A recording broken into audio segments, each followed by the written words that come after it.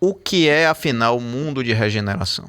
Olha, que mundo é esse que a gente está vivendo agora e como seria o mundo de regeneração? Olha, conforme os relatos que vêm dos espíritos, conforme os relatos dos espíritos que vivem em outros planetas, que vêm para cá trazer as informações, a Terra seria um mundo de provas e expiações. O que é um mundo de provas e expiações? Se você pensar em nós, se nós pensarmos no espírito como um ser em evolução, você passa por etapas que a gente poderia dar uma similaridade com as etapas do nascimento ao óbito. Então você é criança, você é adolescente, adulto, etc. E você vai atravessando essas etapas.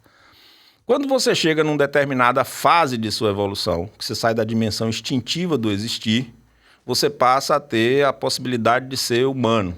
Quando você faz escolhas equivocadas na sua trajetória e vai fazendo essas bobagens que a gente está fazendo, esse grupo de espíritos que fazem essas bobices todas ao mesmo tempo... o espírito de Putin, o espírito de nosso, da galera do Ramage, tudo. Vem para o mundo de provas e expiações. Quando essas pessoas começam a perceber, depois de reencarnar várias vezes se matando, que não funciona desse jeito, que a paz é que é o caminho, que o amor é que é a solução das situações, aí você vai para o mundo de regeneração. Ou seja, é como se a gente, na escola, passasse de ano. Passasse de ano. Então, quando se diz assim, a Terra vai deixar de ser um mundo de provas e expiações para ser um mundo de regeneração? Você está saindo de uma condição de inconsciência, de ignorância, no sentido de ignorar coisas, e está transitando numa direção de adquirir conhecimentos novos. Por exemplo, Jesus veio e disse, ama teu próximo. Buda veio e disse, ama, tenha compaixão. Lao Tse diz o quê? Mais ou menos a mesma coisa. Se você vai ver o Alcorão, Maomé prega a guerra? Não, Maomé prega o amor. Aí o que é a guerra? A guerra é a disputa por território, a guerra é a disputa por cerca. A guerra é a disputa por espaço. Então, quando você alcança essa condição, não é individualmente, é no coração. Na questão 1019 do Livro dos Espíritos, ele disse, olha, quando é que o mundo vai mudar?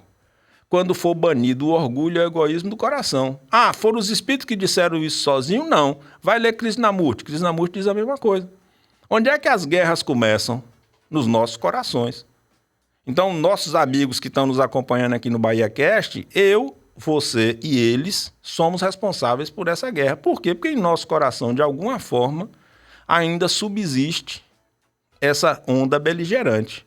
Uhum. A gente ainda fica com raiva, a gente ainda fica nervoso, a gente ainda fica chateado, a gente ainda fica preocupado, a gente ainda fica querendo revidar. Todos esses comportamentos, eles são indícios da nossa limitação, da nossa necessidade de crescimento, de aprendizagem. O mundo de regeneração, então se como é que a gente pode dividir de alguma maneira esses mundos? Tem um mundo primitivo... Você teria uns mundos primitivos. Que seria o que a gente estava nas cavernas. Ou numa situação em outros planetas fora do planeta Terra. Às vezes falar disso assim de forma resumida fica parecendo coisa de bicho grilo, não sei o quê. As pessoas ficam assim, não sei o quê, cai num campo de uma irrealidade. Certo. Trazendo para a nossa realidade objetiva, o que aconteceu, vamos dizer assim, para nós ocidentais nos últimos 300 anos? A gente achava... com o iluminismo, depois da Idade das Trevas, que foi o período medieval, que foi a Inquisição, que foi um monte de coisa que aconteceu aí. Guilhotina, forca. Por aí. A partir de 1789, com a Revolução Francesa, a gente achava com o iluminismo que nós íamos rapidamente, né? Isso aí Kant foi quem prenunciou, né? Quando ele vai falar da razão. Então, o homem racional, as verdades incontestes, que isso ia despertar em nós, como seres humanos, essa consciência de autopreservação, essa consciência de solidariedade, essa consciência do cuidado com o outro. Uhum. Aí, o que aconteceu na virada do século XIX para o século XX? Você vai ter uma explosão de violências, de ocupação territorial, guerras e disputas, que vão redundar na Primeira Guerra Mundial, 1914, na Segunda Guerra Mundial, 1939. Quando você sai de duas guerras, a Europa está destruída. Então, os grandes filósofos de Frankfurt, os grandes intelectuais que beberam nessa fonte do racionalismo do século XIX, século XVIII, por aí assim, eles ficaram desencantados com o mundo. Uhum. Então, existia numa sociedade europeia, que vai ser o berço dessa nossa civilização ocidental de uma maneira geral, existia uma esperança em uma transformação. O próprio Allan Kardec, em 1864, na Revista Espírita, ele vai dizer que o espiritismo vai atravessar etapas. Uma etapa de despertamento, que era o fenômeno, uma etapa de luta, que seria essas disputas interreligiosas para você tentar convencer o outro de que sua verdade, teve o Alto de Barcelona, que os livros espíritas foram queimados. Depois você entraria numa fase religiosa, até você chegar numa fase de consciência desse mundo de regeneração. Achava que isso era uma sequência. O que a gente observa hoje? Que é um fluxo. Então você vai vivendo esses processos em fluxo.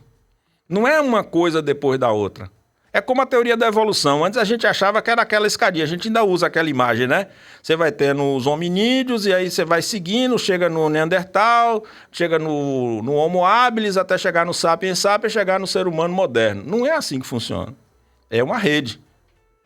Você vai tendo descendentes férteis que vão cruzando e vão gerar os próximos, as gerações subsequentes.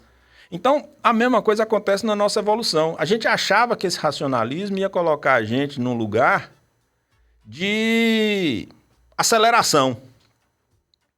Só que se você olhar a cena da Europa do final do século XIX, já era uma cena de guerra. A Segunda Guerra Mundial, a Primeira Guerra Mundial já estava no desenho, no mapa, vamos dizer assim, no radar. Quando é que ela entrou no radar? Em 1872, quando teve a Guerra Franco-Prussiana. Mas se você voltar para 1830, estou falando da Europa, não estou falando da África, da Ásia, são outras realidades. Mas estou falando do que chega aqui para nós hoje, no século XXI. Então, aqueles ideais, eles acabaram ficando meio sepultados. E aí, o que você tem hoje? Uma reconstrução. Uma reconstrução em cima de muitos desafios. Por quê? Porque a gente fez uma opção coletiva por uma sociedade individualista, por uma sociedade que tem um comportamento mesquinho, por uma sociedade que valoriza coisas mais insignificantes. E tudo isso vai contribuindo para a gente não chegar nesse mundo de regeneração com a velocidade prevista, talvez. Prevista, talvez. Prevista.